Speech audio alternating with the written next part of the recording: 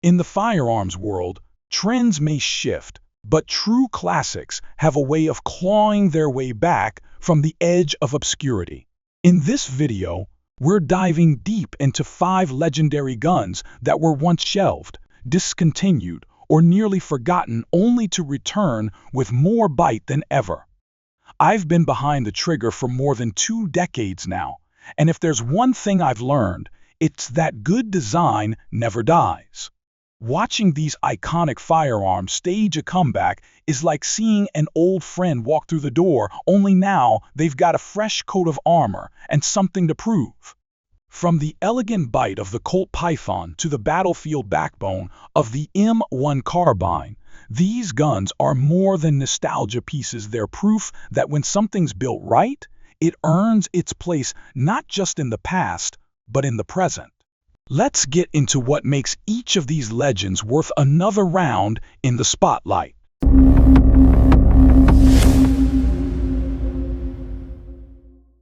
Colt Python. The king is back on his throne.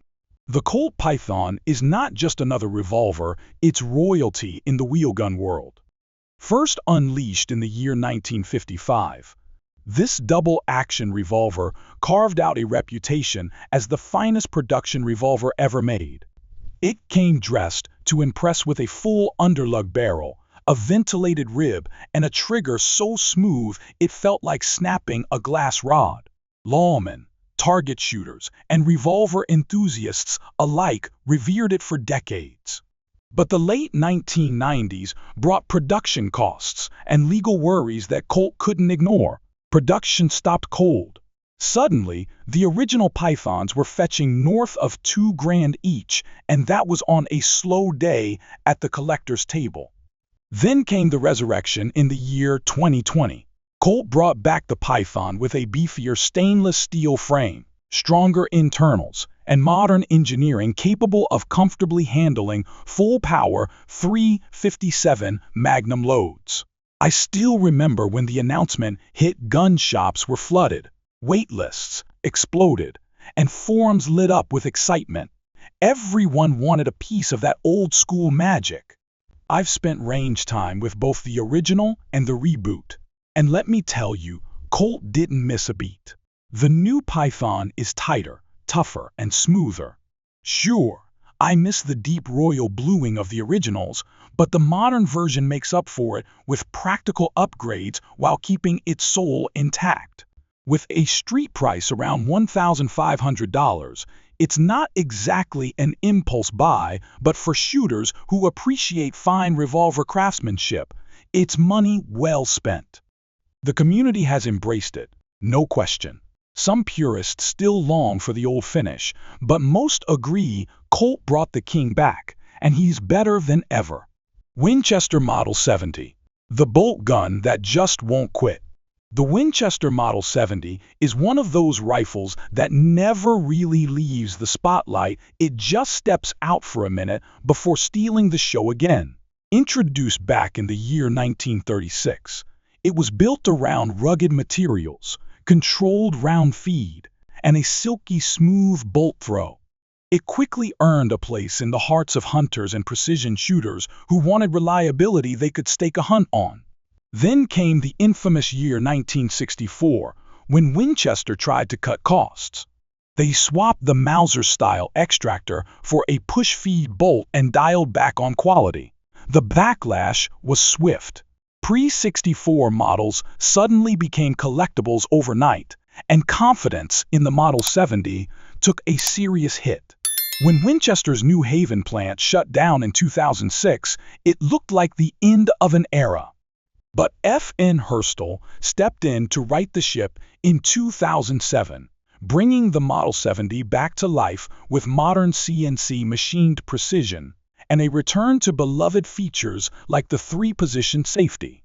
Some folks grumble about overseas production, but when you get behind one of these rifles and put rounds on paper, all that talk fades away. I've carried mine on elk hunts, through snow-covered ridges, and across brushy plains. Never once did it let me down. At around $1,200, it's not the cheapest bolt gun on the rack, But for those who understand the legacy and demand performance, the Winchester Model 70 remains a rifle you can build a lifetime of memories with. Ithaca 37, the forgotten shotgun that keeps delivering. If there's one pump gun that deserves more love, it's the Ithaca 37. Introduced in the year 1937, this shotgun stood apart with its bottom eject design, a godsend for left-handed shooters like me, and its no-compromise steel construction. It wasn't flashy, but it was as tough as they come. Whether you were chasing pheasants or serving in the jungles of Vietnam, the 37 was there to work. Despite its loyal fan base, Ithaca hit some financial roadblocks, and production halted more than once, including a big one in 2005. But the design was just too solid to stay buried. A new team in Ohio picked up the torch and brought the 37 back to life, keeping the design mostly true to its roots. These days, the 37 has a cult following. That single loading and ejection port. Some might call it dated. I call it dependable. I've taken mine into freezing duck blinds and muddy backwoods, never a hiccup. At just under $900, you're not paying for frills. No rails, no gadgets. Just a rock-solid pump shotgun with more soul than half the plastic shotguns on the market today. Among serious scattergun folks, the Ithaca 37 is often called the best shotgun nobody brags about. And that's fine by me. Let the tactical crowd chase the latest trend. I'll keep running this old-school bruiser until the action wears out, and trust me, that won't be anytime soon.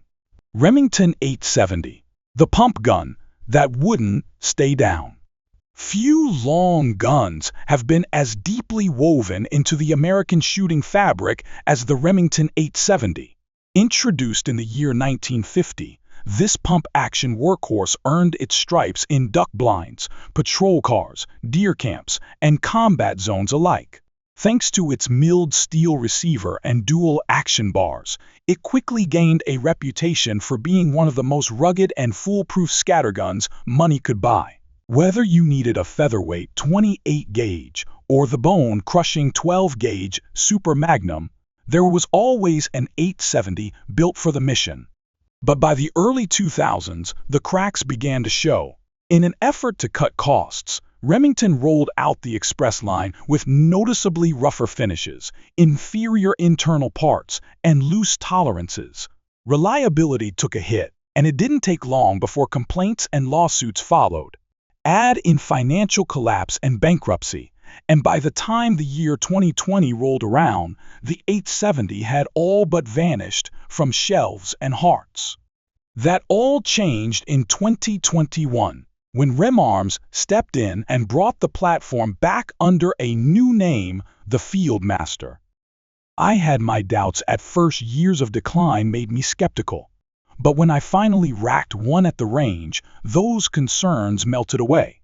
The Fieldmaster brought back the smooth pump stroke, solid machining, and clean lines that made the original famous.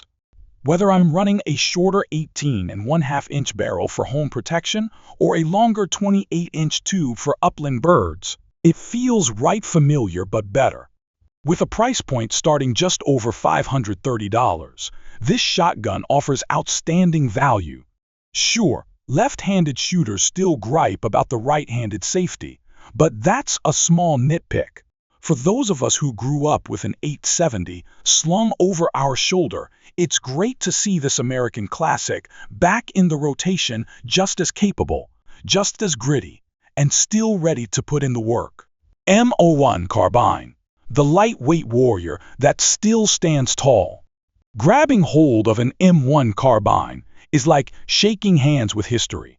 Originally issued to American troops during the Second World War and later fielded in Korea and Vietnam, this trim little rifle was designed to give soldiers a more maneuverable option than the bulky M1 Garand.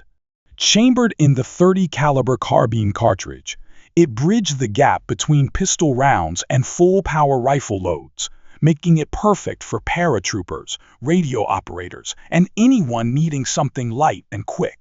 By the mid-1970s, it had been phased out in favor of the M16. But the M1 Carbine never truly disappeared. Surplus models continued circulating among collectors and veterans, many of whom had personal stories tied to the rifle. These weren't just firearms, they were heirlooms. Today, the M1 Carbine is back in action thanks to companies like Auto Ordnance, who have produced faithful reproductions with the same handling characteristics and nostalgic appeal. Priced around $1,200, these modern models stick close to the original formula: lightweight, handy, and a joy to shoot. The 15-round magazines and the compact size make it an excellent woods, gun, or range toy.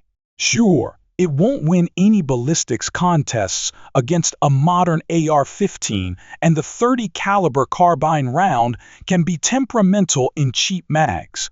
But if you're shooting this rifle, you're not doing it for raw power. This one is all about connection.